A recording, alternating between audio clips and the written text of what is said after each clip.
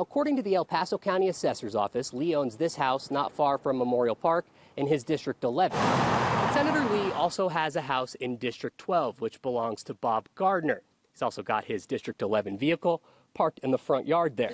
Or was it? A man says that he spent a week inside the Denver County Jail after he was accused of giving out sunglasses in exchange for petition signatures. What is Tabor? Well, it's the Taxpayer Bill of Rights. It's state law. It basically means that the state of Colorado can't spend more taxpayer money than it generates. Pretend this water is taxpayer money coming in.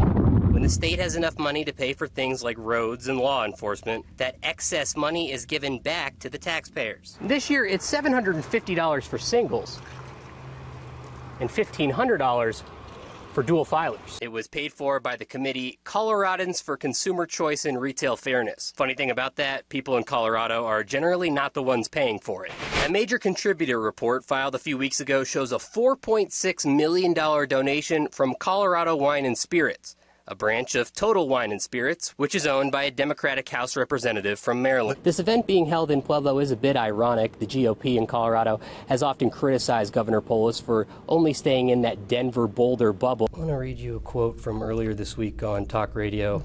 It was, "Have you heard about this story? Kids identifying as cats. It sounds absolutely ridiculous, but it's happening all over Colorado, and schools are tolerating it."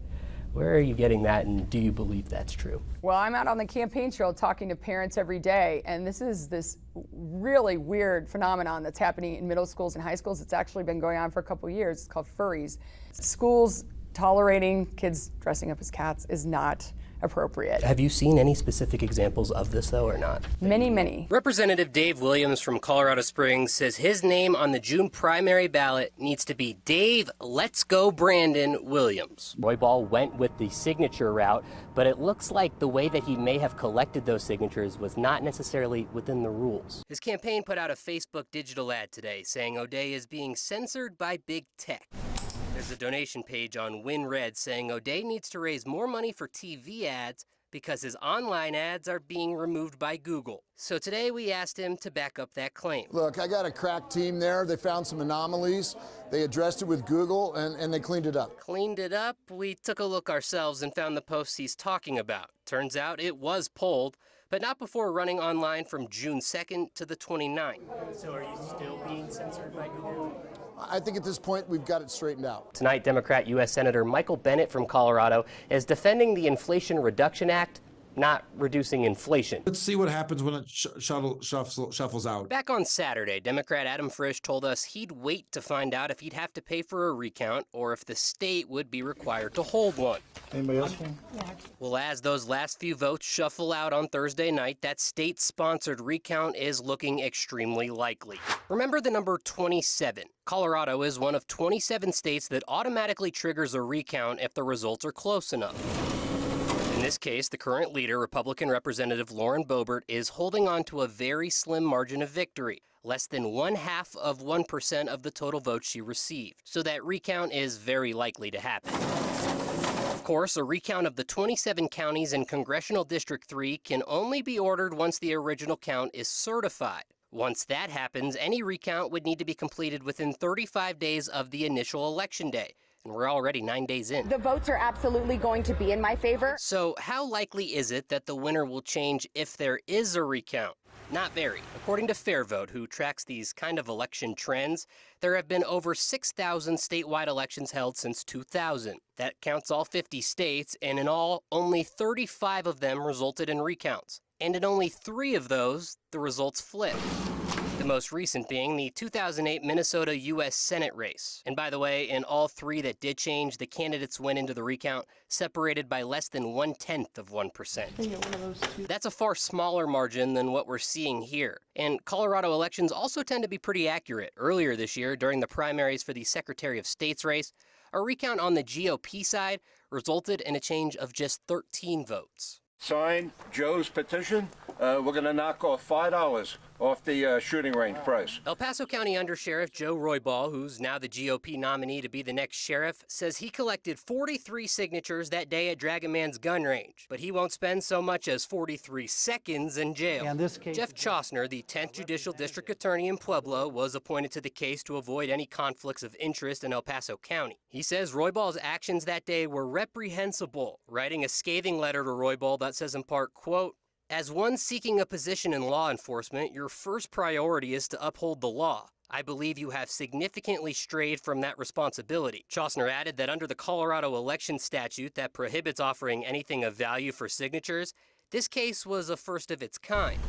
Or was it? A man says that he spent a week inside the Denver County Jail after he was accused of giving out sunglasses in exchange for petition signatures. It's a double standard, absolutely. Fast forward 14 years, Tom Coombs now lives in California.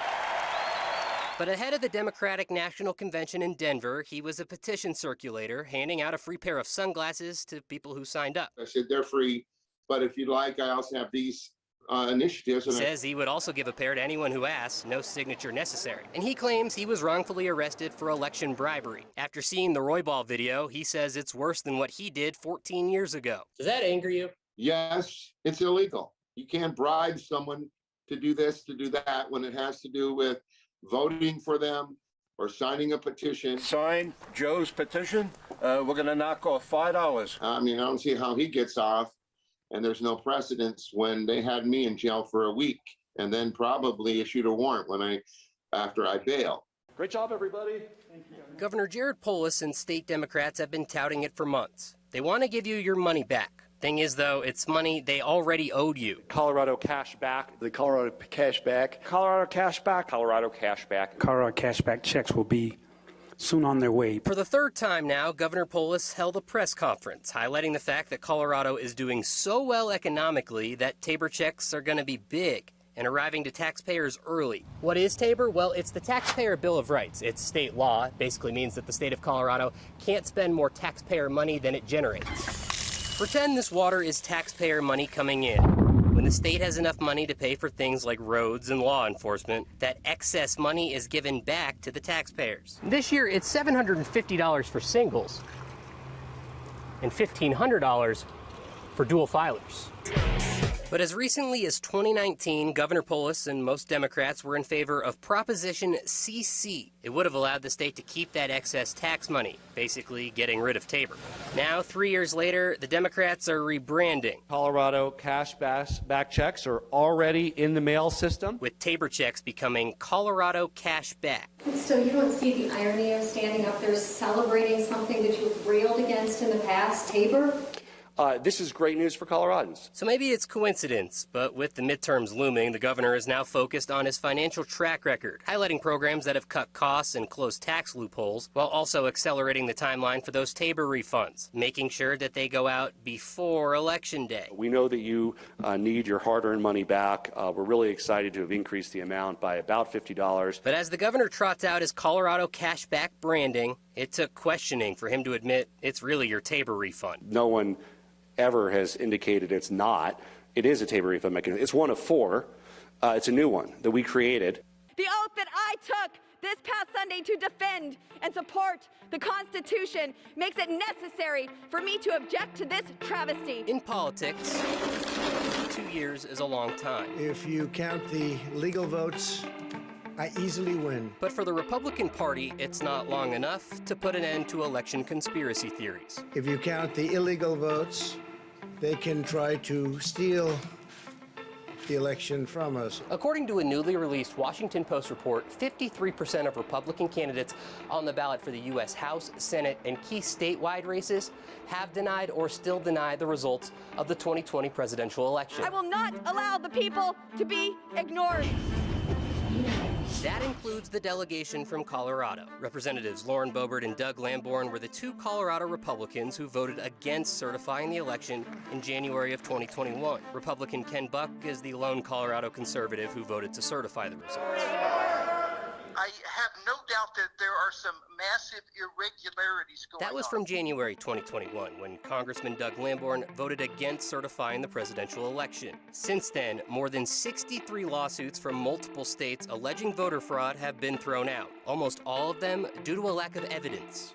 We reached out to Congressman Doug Lamborn's office 8 times, just hoping to get an interview with him, but he never agreed to talk with us. Congresswoman Lauren Boebert, though, I'm very proud to have taken that stand, and I believe that there's things that we need to look into. did not shy away from our questions. And I want to know what your view is now. I am proud to have stood with 146 of my colleagues to object to the certification of the Electoral College results for the 2020 election. Those views, though, are at the core of the split, It is creating a schism within the party itself where the divide reaches locally, too. of elected officials and candidates. Carl Schneider is the vice chair of the El Paso County Republican Party. He's a Republican that's worried about what election deniers are doing to the GOP. What it really does is it turns off those undecided voters. What undecided voters want, what Republicans want, what I want is logical, sound thinking and following the processes and procedures of law. Statewide, a majority of election deniers didn't advance past the primary in June. You were one of the few Colorado Republicans that actually won their primary while still being an election denier. Most of them lost. Does that surprise you, or what does that say about you?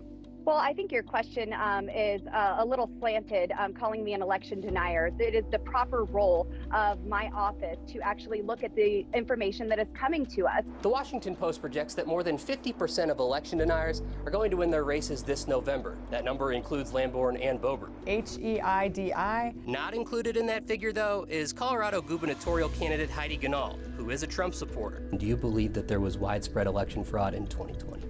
So I believe Joe Biden is our president. I also believe that a better question is, why do so many people feel like he isn't, or there were issues in the election? Ganahl's choice for a running mate, Lieutenant Governor nominee Danny Moore, is one of those people. We were all really upset about that election, or a lot of us were, and kind of in disbelief that things could go that way. Accept your request. In January 2021, Moore posted on Facebook that mail-in ballots cause voter fraud and that the Democrats stole the presidential election. He's now said that he does believe that. He wrote that in that Colorado Springs Gazette column a couple months ago. Is that enough in your eyes to say that he's not an election denier?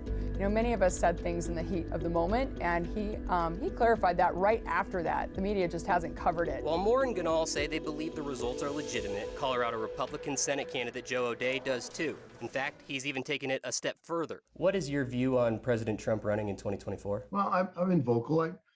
I don't think he should run. I don't think Biden should run. I don't think Trump should run. But while Congresswoman Lauren Boebert says the party is in great shape heading into November, Republicans like Carl Schneider say the party needs to move past 2020 and conspiracy theories if it hopes to win over undecided voters. It lessens the impact of their position when they continue to follow, foment, and perpetuate a false narrative. I don't think there is any evidence that would change their minds. For KRDO News Channel 13, I'm Spencer.soicher.